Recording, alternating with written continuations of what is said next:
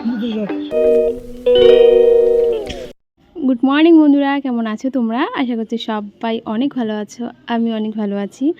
আজ হচ্ছে শনিবার আর এখন বাজে 7টার মতো।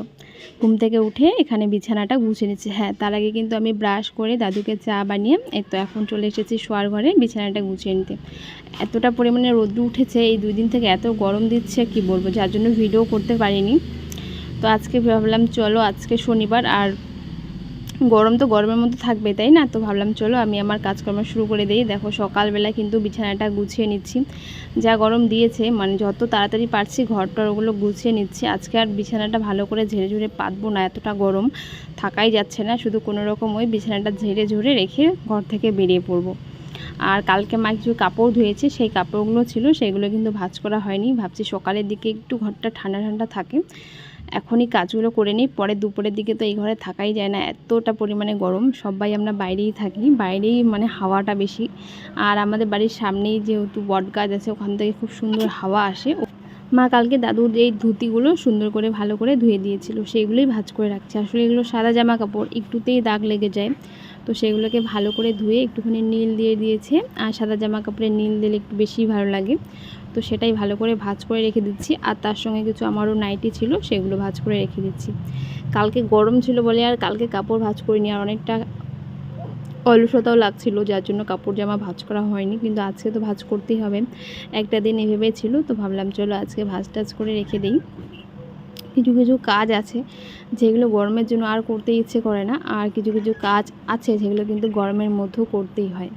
এই যেমন কালকে জামা কাপড়গুলো ভাঁজ করতে ইচ্ছে করেনি, এইভাবে রেখে দিয়েছি। আজকে ভাঁজটা কিন্তু করে নিচ্ছি। ফ্যান চালিয়েও না ঘরে থাকা যাচ্ছে না, এতটা গরম দিয়েছে। মানে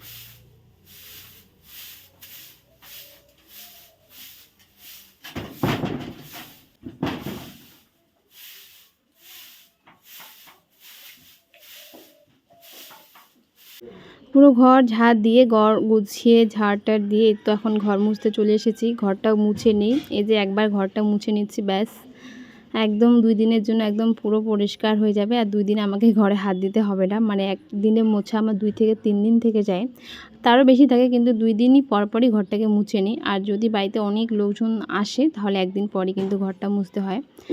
গরমের মধ্যে ঘরও মুছতে ইচ্ছে করে না, কিন্তু ঘরটা না মুছলে না বাজে লাগে দেখতে। ঘরটা ঝাড় দেওয়ার পর ঘরটা মুছতেই হয়, নয়তো ভালো লাগে না। তো দেখো আমার কিন্তু পুরো ঘরটা মোছা কমপ্লিট। আর ঘরটা যেহেতু খুব একটা বড় না, মানে ধরতে ধরতেই মোছা হয়ে যায়। তো পুরো ঘরটার মুছে চলে যাব কাপড় কাচতে, স্নান করতে। দিনে কতবার স্নান করছি তার কোনো ঠিক নেই।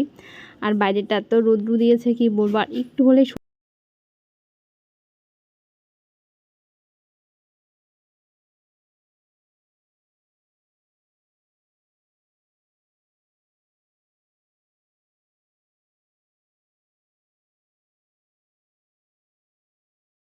ওইদিকে আমার কাজ করতে করতে মায়ের রান্নাবান্না হয়ে গিয়েছে। খাওয়া দাওয়ার পর বাসন টাসন মেজে ঘরটা মুছে নিচ্ছি, মানে ঘরটা মুছে নেব। রান্নাঘরটা তো রোজই মুছতে হয়, তার আগে গ্যাসটাকে ভালো করে ধুয়ে মুছে নেই, তারপরে গ্যাসটা মুছে নেব।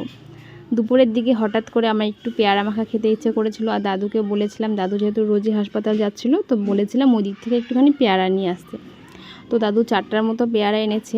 আর কিছুদিন আগেও পেয়ারা এনেছিল, তখন আর রাতের দিকে পেয়ারা মাখা করেছি, এত টেস্টি লেগেছে কি বলবো।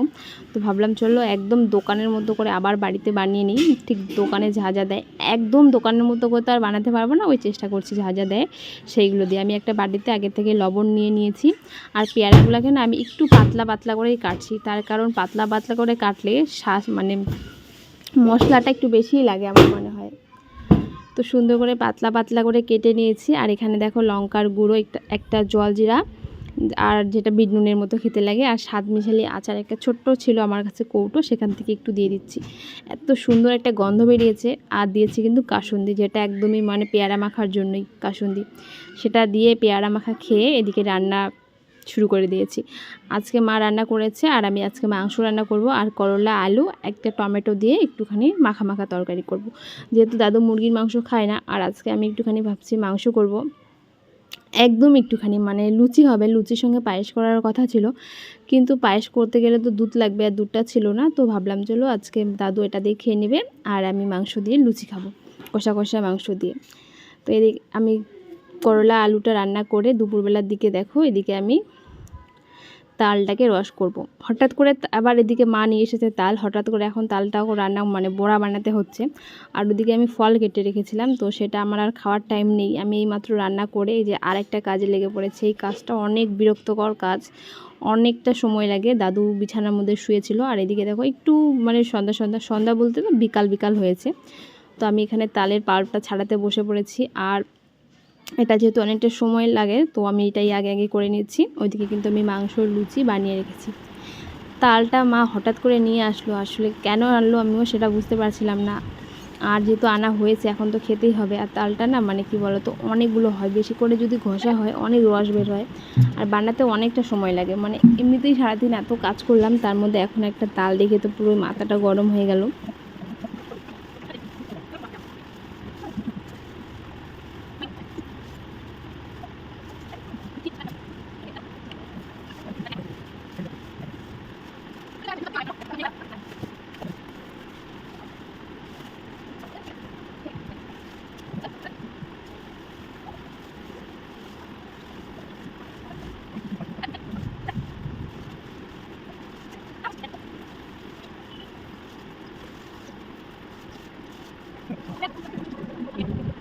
তো অনেকক্ষণ পর এই যে এতটার মতো তালের পাল্প বের করেছি, আর এদিকে আমি একটুখানি সুজি ভিজিয়ে রেখে দেবো। আসলে তালের বড়া বানাতে গেলে সুজিটা লাগে, নয়তো খুব একটা ভালো লাগে না। আটা ময়দা দিলে ক্যাতক্যাতে করে, সুজিটা দিলে আমার মনে হয় একটু বেশি টেস্টি হয় খেতে। তো দেখো এখানে আমি এক প্যাকেট সুজি নিয়ে এসেছি, সেটাই ভিজিয়ে রাখবো।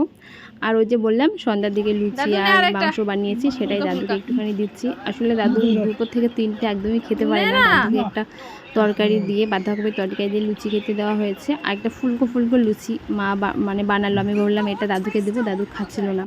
দাদু ওইদিকে খবর দেখছিল আর লুচি আর তরকারি খাচ্ছিল। আর এদিকে দেখো আমিও কিন্তু গরম গরম লুচি নিয়ে এসেছি আর কষা কষা মাংস। তো তালের বড়াটা একটু আগেই বানালাম, আরও বানানোর বাকি আছে। মা বললো আগে গরম গরম লুচিটা খেয়ে নে, তারপরে বাকিটা। আর তালের বড়া তো একদমই গরম গরম ভালো লাগে না। তো চলো আমি লুচি আর মাংস খেয়ে নিই। আর এদিকে দাদু খবর দেখছে, আর মাও বসে বসে তার সঙ্গে খবর দেখছে। রোজ আমাদের একটাই কাজ, খবর দেখা। তো চলো আজকের ভিডিওটা এখানে শেষ করছি। সবাইকে গুড নাইট।